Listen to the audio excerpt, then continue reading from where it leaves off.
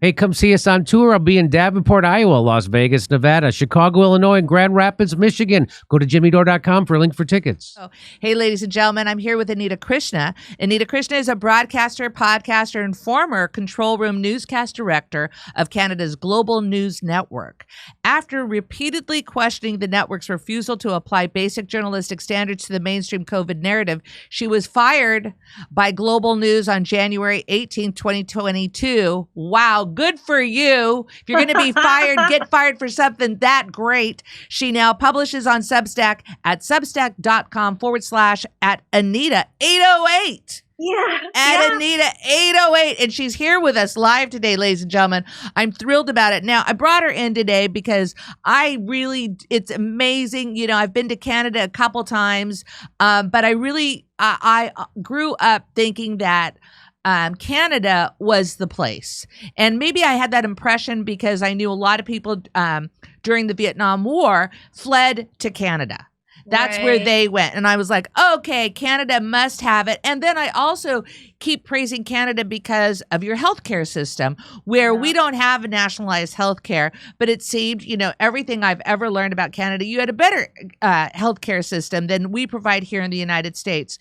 And so over the course of the last, I would say 5 years or so, Canada kept coming on to my radar, especially during, you know, when we saw I kept hearing stuff about Justin Trudeau and reading stuff about Justin Trudeau and the way he dealt with the truckers was horrifying. So thank you.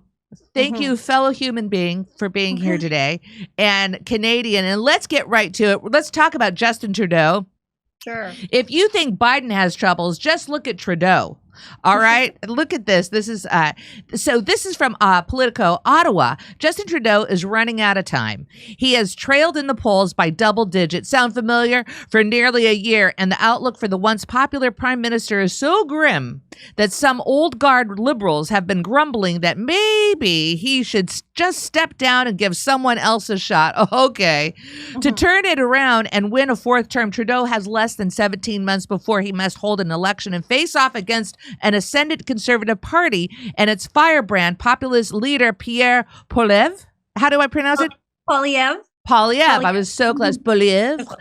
Trouble is, nothing he's tried so far to improve his standing has worked. Why? Maybe because he's bad on so many issues. Trudeau's difficulties, to some extent, mirror those of President Joe Biden and some Western European leaders facing populist rage in a world still struggling to shake off the inflation and lingering anger over pandemic lockdowns. No kidding.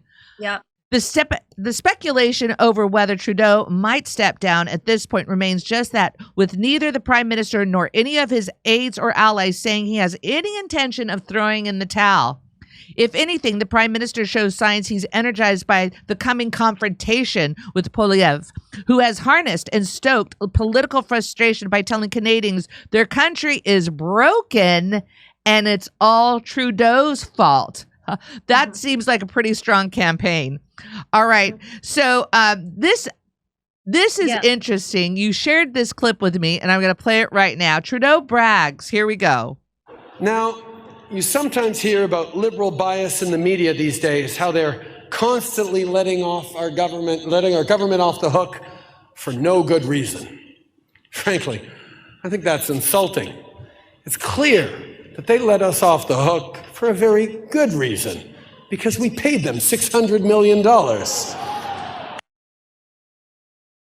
I can't believe he said what, that out loud. Anita? Yeah. What? Okay. Yeah. Well, first of all, thank you for saying all those great things about Canada, because we are a great country. We're like America light. And a lot of people did flee to come up here from Vietnam because we didn't enforce the draft. You know, at that time we believed in humanity and choice, and we believed in like healthcare. So if you don't have any money, you get healthcare here. You can go see a doctor, right? Or, you know, because we have MSP, the medical services plan, whatever. That's the way it should be. It shouldn't be that you break your leg and all of a sudden you got a $5,000 bill. I don't even understand that. Like, so I've never understood that about the States, right? Like, that's crazy.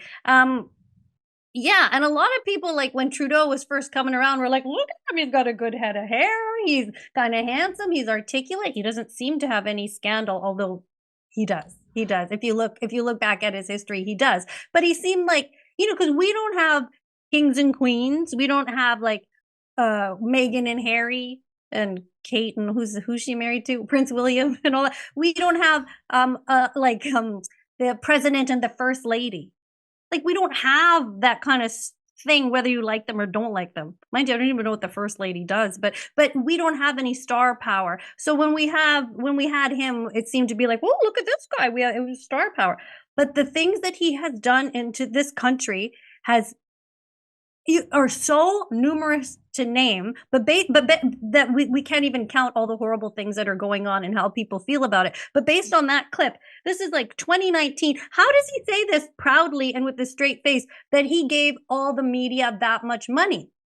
So, CTV, CBC, Global News, newspapers, radio, they all took a portion of this buyout. So what do you do when someone sponsors you? You don't put down your sponsor, whether it's a coffee company or a soap or whatever. It's the best soap you've ever had. It's the best coffee you've ever had. And that's what we do with Justin Trudeau. He's the best. And what that does is, that's how the liberal media paints him, or mainstream media, right?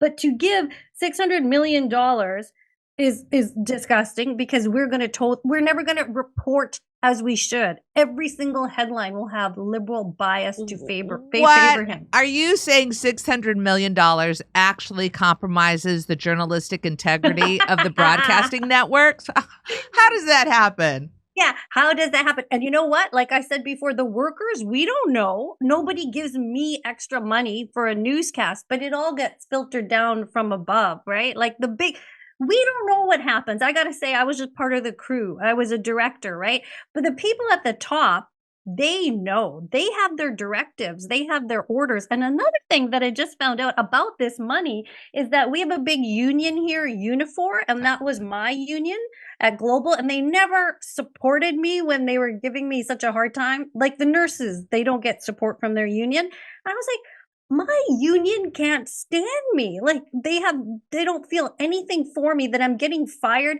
because we're not reporting things that have now come to be true. It's been 4 years. What was something that I was wrong about?